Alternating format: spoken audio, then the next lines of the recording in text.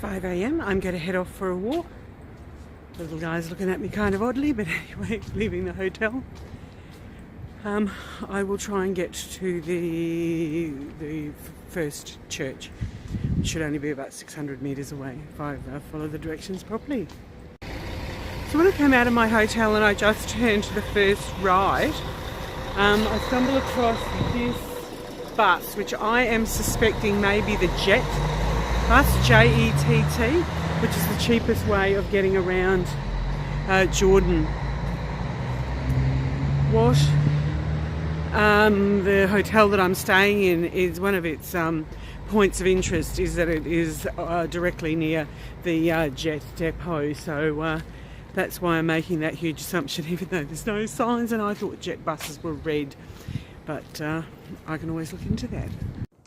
So one of the main attractions when you come to Aqaba is the Red Sea and the scuba diving and the snorkeling, and you can either go on the original glass bottom boats that have the really small glass bottom, or the more modern ones which I think are called Sinbad, which have the larger glass bottom, or you go, I think it's the Nautilus, which is a kind of semi-sub. But I'm walking along here this morning and I see this very decaying scuba suit advertising this company here. So that decaying thing would not instill much confidence in me. But if you have your paddy, you will have to make a judgment of that for yourself. So I'm only a couple of hundred metres away from the hotel, and I'm following the directions that I saw on Google Maps, so that's why I'm feeling really confident. But then I also see these signs about the bird observatory. I can just hear lots of birds, but I think they're in the trees just behind the Movenpick just there. So I'll just keep wandering and see what else I can find.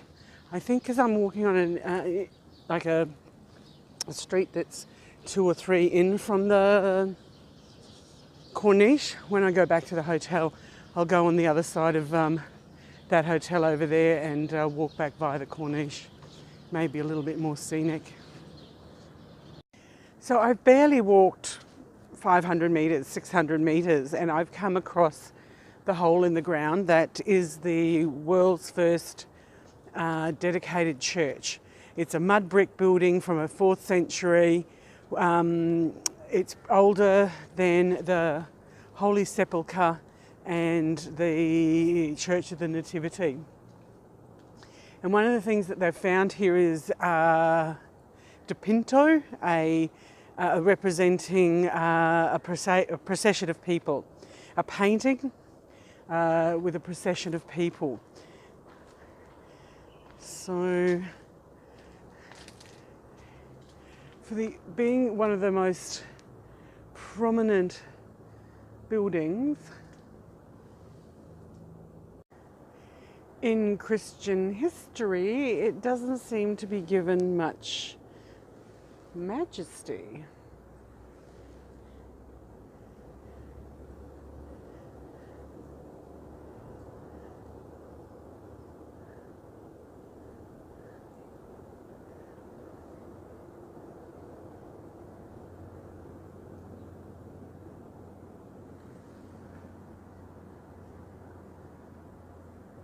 I didn't know that this existed the last time that I came here, and literally our hotel was only metres away.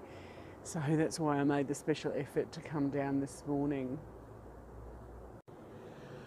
One of the things that I know that I would hear if Al was here was, is that all it is? But when you come from somewhere else and you aren't surrounded by this form of antiquity all the time, these what appear to be nondescript rubble of rocks are really fascinating and interesting. Just amazing. So as I repeatedly say, as an atheist, I still find coming to these sites of Christian or religious antiquity just awe-inspiring. For me, it's in relation to the concept that people existed, and the only form of written communication or storytelling to give parables or rules and guides was structured under the books. Doesn't matter which book it is, whether it's the Torah, the Quran or the Bible. It's giving people guidance of a way to successfully live in the society in which they then lived. Whether that book then translates to modern society, it's open to debate, and that's one of the magics about being in a democratic society, that you can debate different thoughts and philosophies. But if this is the first dedicated Christian church from Byzantine period in the 4th century, in the middle of modern Aqaba, which is a economic zone, a tax-free zone for the last 10 years and the only seaport in Jordan, I think that is an extraordinary combination of interesting things. Come to Jordan. You might not do all the stuff that I do. You might just do Petra and Jerash, and you might just do the big stuff, Kais and stuff. And you might not do all these little fiddly bops that I do. Just come on down. It's just an amazing country. So as I say, there is the hole in the ground. That is the world's first dedicated church. And right next door to it is a derelict building. And as I chuckle to myself, I wonder if in 2,000 years' time, is somebody going to dig up that construction and go, I wonder what this was. A university? A hospital? Home? Just fascinating what the future's going to hold. As I once again walk past the hole in the ground that is potentially the world's first dedicated church, older than the Holy Sepulchre and the Church of the Nativity. I'll just go for a walk down there on the corniche. As I'm walking here, I don't know if you'll be able to see how magical the sunrise is over those mountains. And those mountains are Palestine, which is now called Israel. And that's the mountains just to the back of the Israeli city of Eilat. Just beautiful. So I'm just heading down to try and find access to the corniche, and I'm just wandering past some pretty amazing, I'm going to say street art, but it's, yeah, I think it is street art. So it was just on a fence that's next to an empty lot.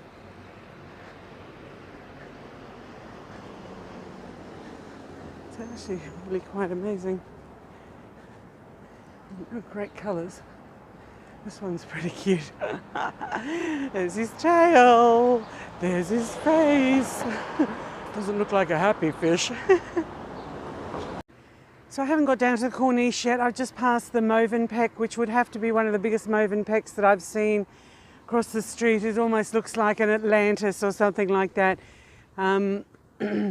But what I've come across here is an Islamic site, an Aila, A-Y-L-A. And it goes, by the looks of it, from this street over to almost to where the corniche is. So I'll see if I can get some access over the other side to see if I can take any photos from over there. Didn't know this one existed, just stumbled across it this morning. So it's actually quite an amazing site. There's pillars and foundations and stuff in the middle over there. In the foreground here.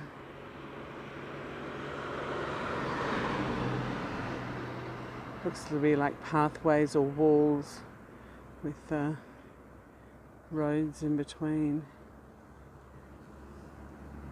So I'll have to Google this one and put it in the description to know exactly what it is so I can describe it for you.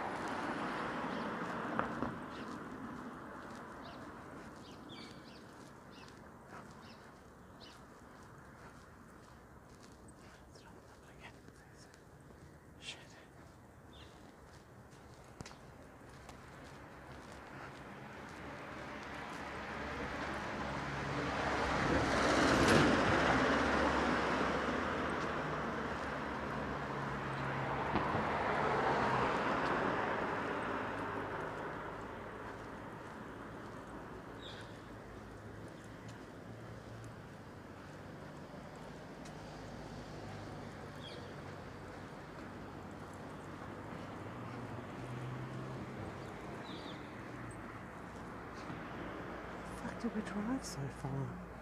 It's just there.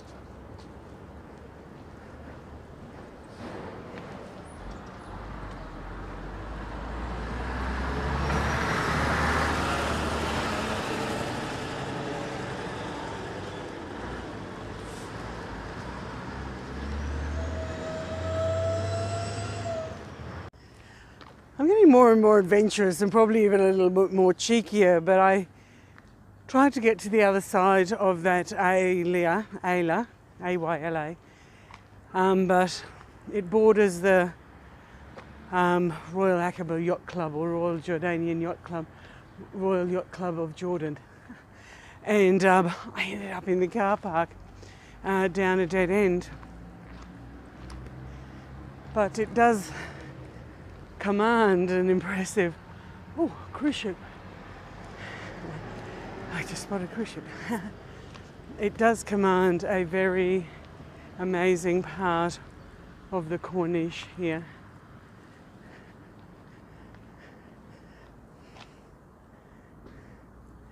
The Royal Yacht Club of Jordan. So I've come down here to the Corniche and I can see a cruise ship over there, and I think it's a TUI, but I'll go and have a little bit of a closer look.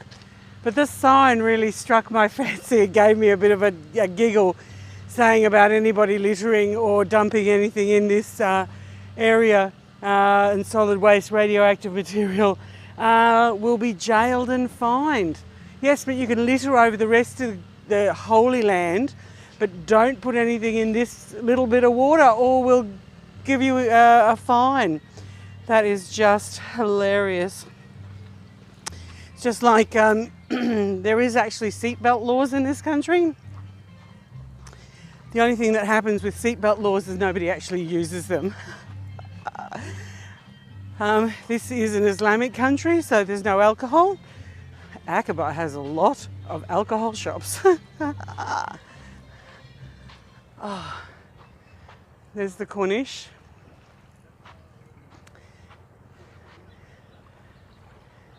the Gulf and the Red Sea.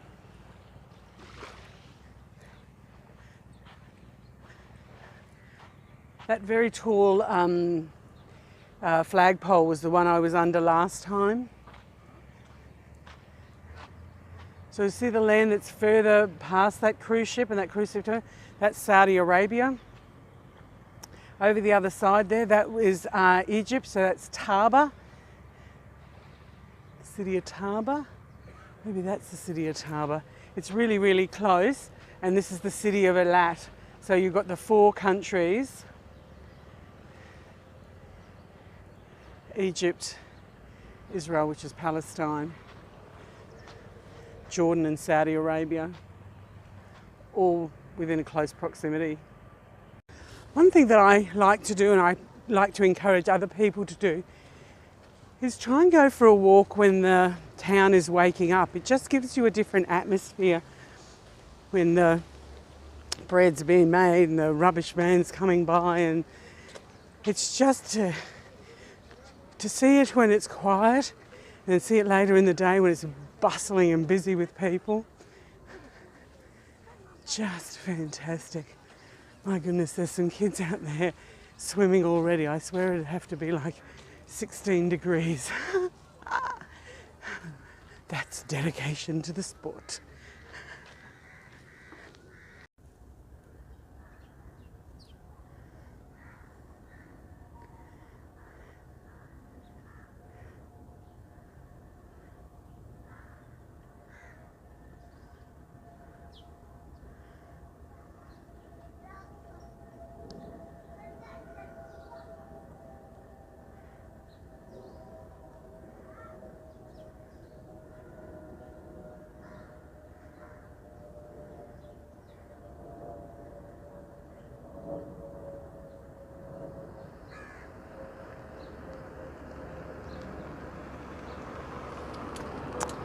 Oh, the nasty car spoiled the birds.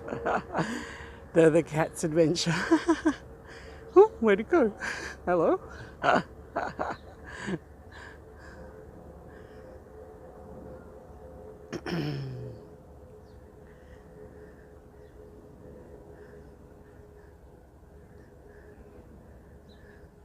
Good morning, Janet Perry Watson. I'll send this specifically to you. Ironically, I sit here in the same chair, probably about the same time of the morning, hiding in the shadow of this massive flagpole.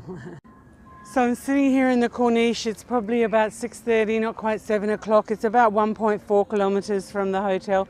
So by the time I get back, it will be time for breakfast and Al will be awake. I'm looking over there at the cruise ship that's in port, which I hope there's somebody on that boat that falls in love with Jordan as much as I have and comes back continually. That was how I first came to Jordan, on a cruise ship there at Aqaba port, which is an active container terminal. Just an amazing space, and there my first steps, meeting Dara, going to Petra on the bus. So 2 hours to get to Petra, have lunch, a couple of hours or 3 or 4 hours at Petra, and then a couple of hours back, and then back on the boat. Meeting Muath and Mohammed on that first day, then coming back the second time, meeting Talal, then coming back the third time and meeting Ali. And the whole adventure continues, and going back and seeing Muath and Mohammed at Petra, and that'll be my thing to do. We'll get to Petra tonight, and then go down to the Royal Tombs tomorrow at Petra. But that is how my adventure with Jordan started, a cruise ship. So later today we'll come down here and do a glass bottom boat ride, and hopefully that museum will be open, because I've attempted to get there twice. It's never been open, so let's hope a third time lucky for me. Welcome to Aqaba, welcome to the Corniche, welcome to Jordan. Pack your bags, please come and join me. This is just the most amazing place. Just walking in downtown Aqaba and I come across this building site. This guy's getting his things hoisted up to him.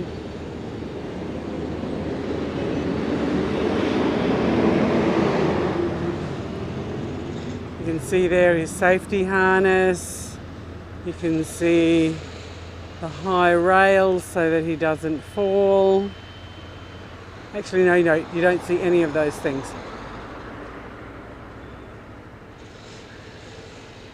Welcome to construction in Jordan. Oh, what's this guy here doing? Moving from one layer to another with no harness. Oh, my heart is racing. Yesterday as we were driving past, there were some people sitting in this square and I can't see what it's about. There's a statue of a guy on a camel and a guy on a horse. Maybe it's Lawrence of Arabia. T.C. Lawrence. But the thing that strikes me is this beautiful little fountain of the boat. That's just so sweet.